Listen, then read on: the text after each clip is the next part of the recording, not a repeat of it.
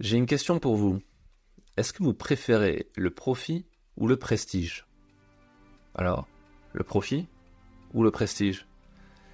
Alors, c'est une question bien plus profonde qu'elle n'y paraît, et c'est le point de départ de notre réflexion du jour. Quand on est photographe, artiste ou même entrepreneur, on se pose tous cette question.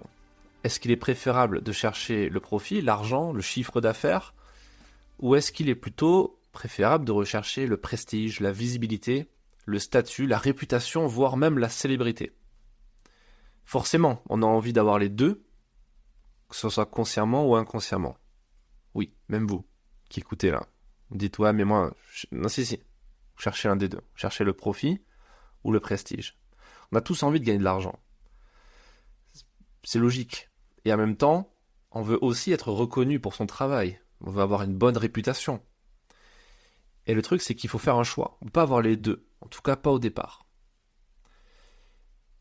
Et il y a d'énormes idées reçues complètement fausses à ce sujet, et on va essayer de comprendre pourquoi.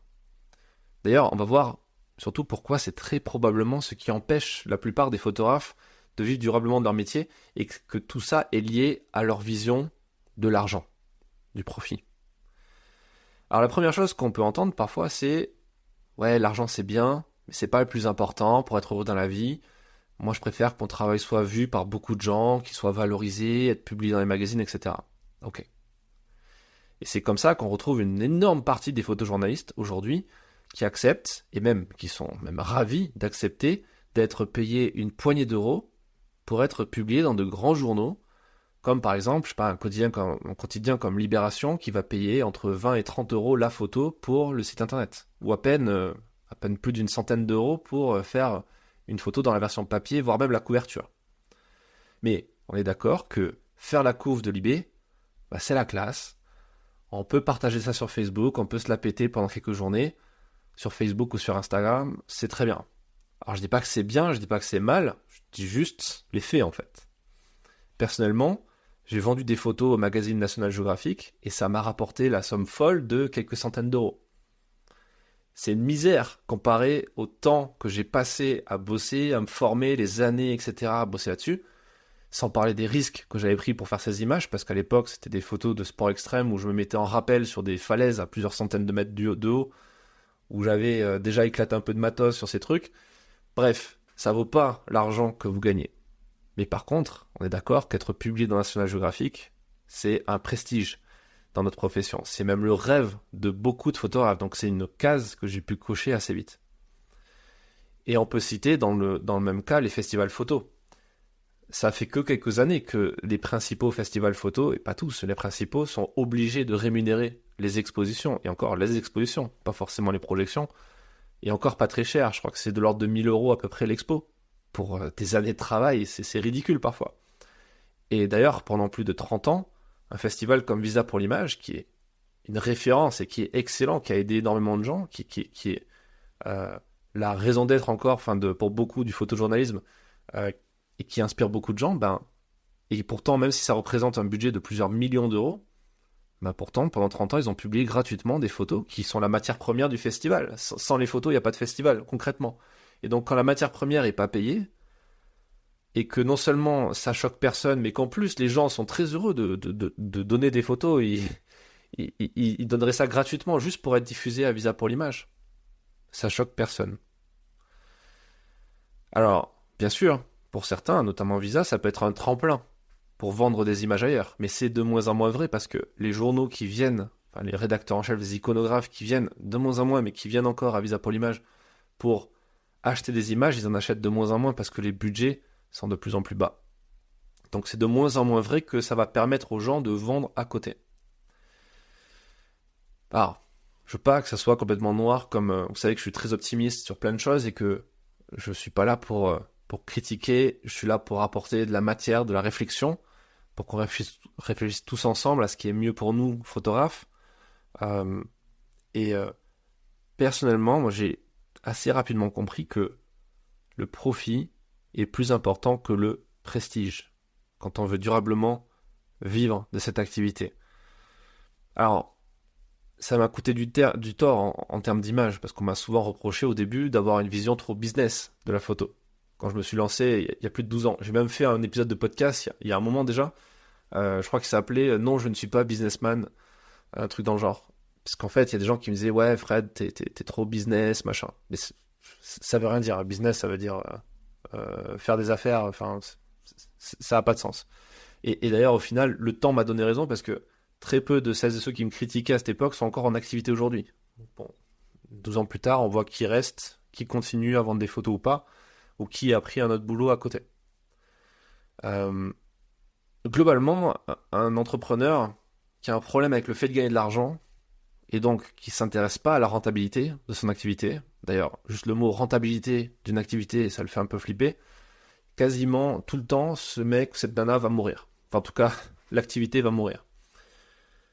Sauf, bien sûr, quand il est subventionné, par des résidences, par du copinage, des trucs comme ça. Ok, ça marche toujours. C'est très bien. C'est pas un plan de carrière, hein, de survivre grâce à ça. Mais bon, ça suffit pour certains, donc tant mieux pour eux.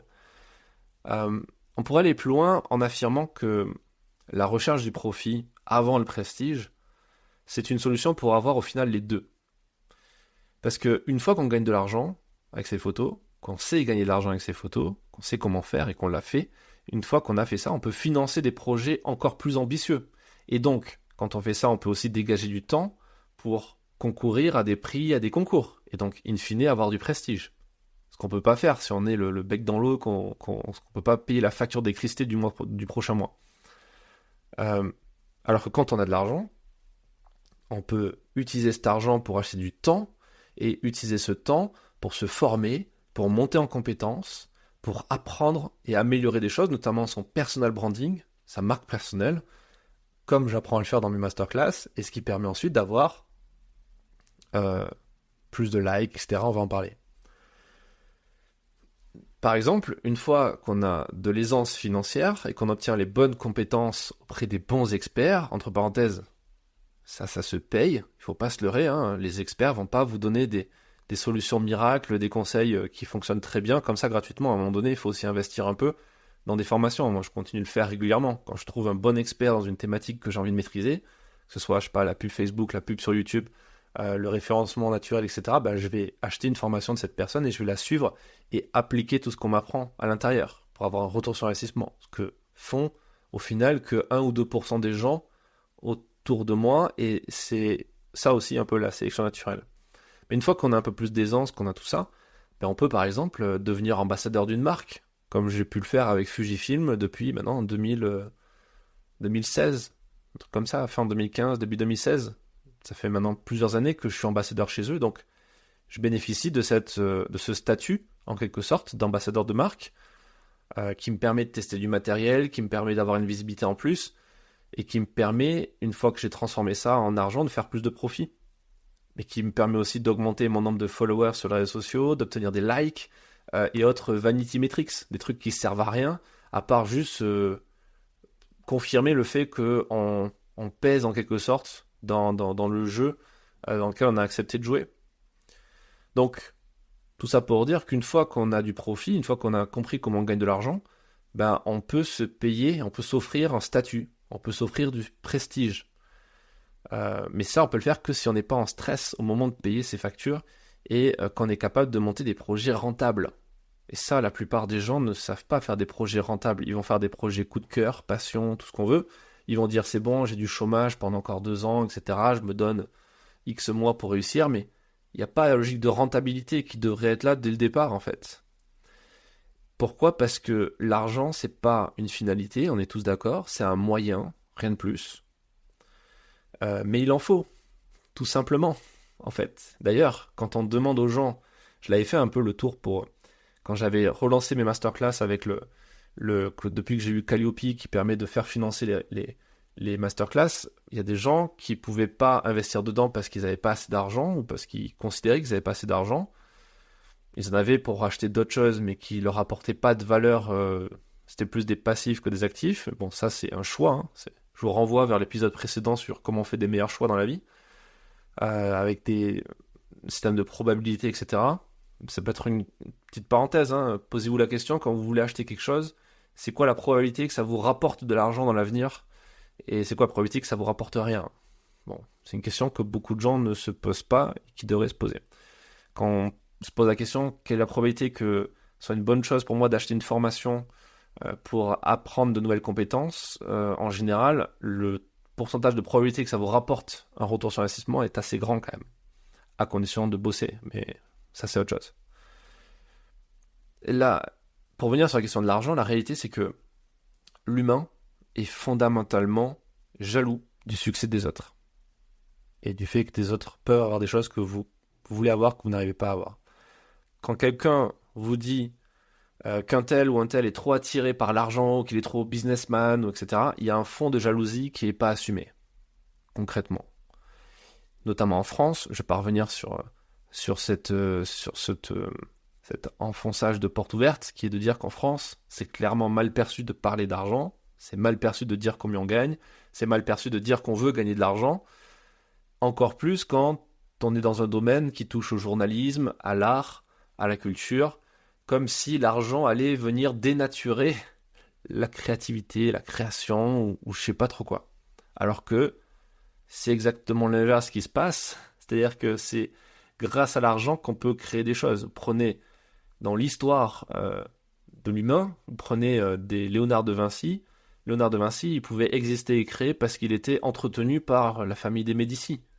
Et à l'époque, les artistes devaient être subventionnés par des gens qui avaient des thunes. Et aujourd'hui, quand vous regardez la fondation Louis Vuitton, la fondation LVMH, etc., c'est les riches en France qui financent en valeur, hein, peut-être pas en pourcentage, mais en valeur, ça c'est les chiffres de l'INSEE, qui financent non seulement le service social, ça c'est autre chose, mais aussi la création et la création artistique.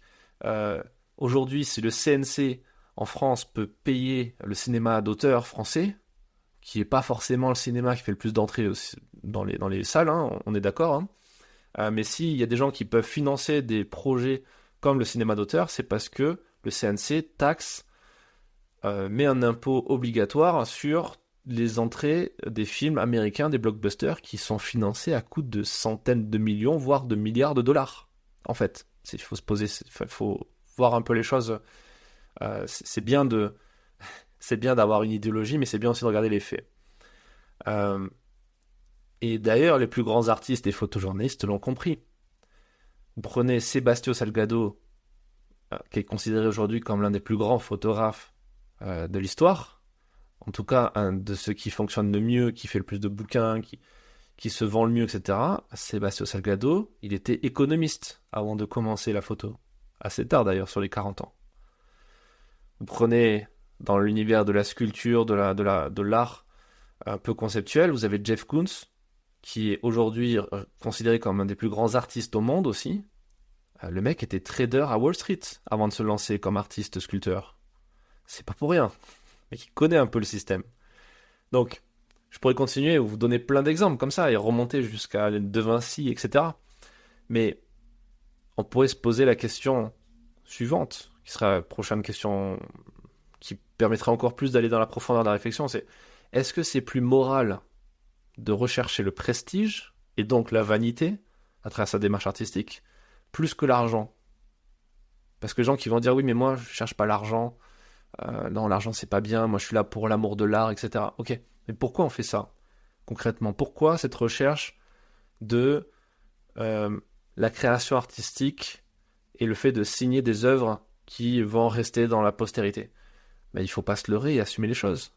Quand on se lance dans une activité comme le photojournalisme, la photographie, l'art, le journalisme, etc., c'est parce qu'on cherche à se mettre en avant, à avoir un impact sur le monde, à être, d'une certaine façon, le centre de l'attention. On veut que les autres aiment notre travail, mais qu'à travers ça, ils nous aiment nous. Il y a une question d'ego, purement et simplement, qui est pas toujours acceptée, admise. Mais aller dans n'importe quel festival de cinéma à Cannes ou de festival de photojournalisme à Visa ou n'importe où et regarder les gens s'applaudir quand ils voient leur nom qui passe sur un écran. Ou regarder les gens qui vont candidater dans le but de soit gagner de l'argent, soit gagner du prestige. Et c'est ni bien ni mal. On s'en fout même, quelque part, de si c'est bien ou si c'est mal. Tout comme on s'en fout de ce que pensent les autres, du moment que ça nous plaît à nous. Donc, oubliez les critiques, oubliez les jaloux, oubliez les frustrés. Et rappelez-vous que le prestige, c'est bien, c'est chouette. Mais le profit, c'est mieux. Parce qu'il permet d'avoir, lui aussi, le prestige. Comprenez la logique? Et pour terminer cette réflexion, pour confirmer que c'est une bonne chose, quelque part, de chercher le profit, concrètement, quand vous avez du profit, c'est que, en règle générale, toujours les exceptions confirment la règle, mais en règle générale, vous créez de la valeur. Vous ne pouvez gagner de l'argent que si vous créez de la valeur pour les autres, pour le monde, pour votre profession. C'est donc une bonne chose sur le plan moral. Même si on vient de voir que c'est stupide d'avoir une vision des choses manichéenne, c'est bien, le mal, etc. Mais comprenez ça. Si vous créez de la valeur, vous gagnez du profit, et ensuite vous gagnerez du prestige. Donc voilà pour l'épisode de la semaine. J'espère que ça vous a plu. Si c'est le cas, partagez-le à un ami qui a besoin d'écouter ça. Abonnez-vous pour ne pas rater les prochains.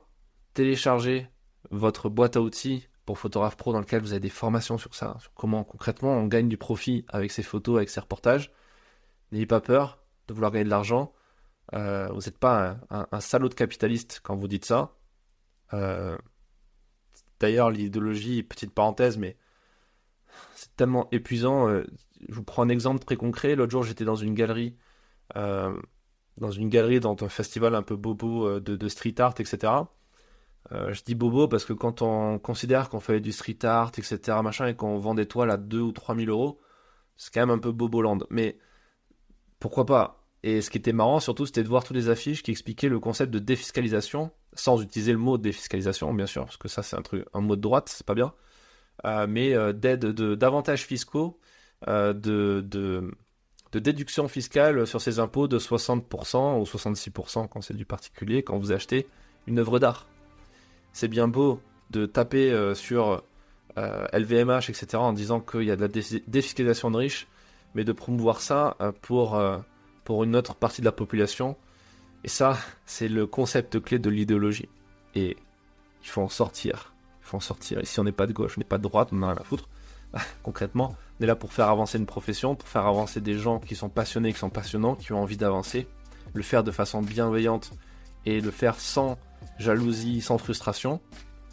Parce que moi, j'ai aucune raison de vouloir ça, j'ai aucun problème avec ça. J'ai monté une structure avec des gens qui se considéraient avant comme concurrents et qui au final ont compris qu'ils sont maintenant collègues de travail. Ce qui n'existe quasiment pas dans cette profession qui est la photographie de presse. Donc preuve que ça marche et preuve que l'humain a envie de ça. Donc si ça vous plaît, partagez le message et puis je vous donne rendez-vous jeudi prochain pour un nouvel épisode du podcast.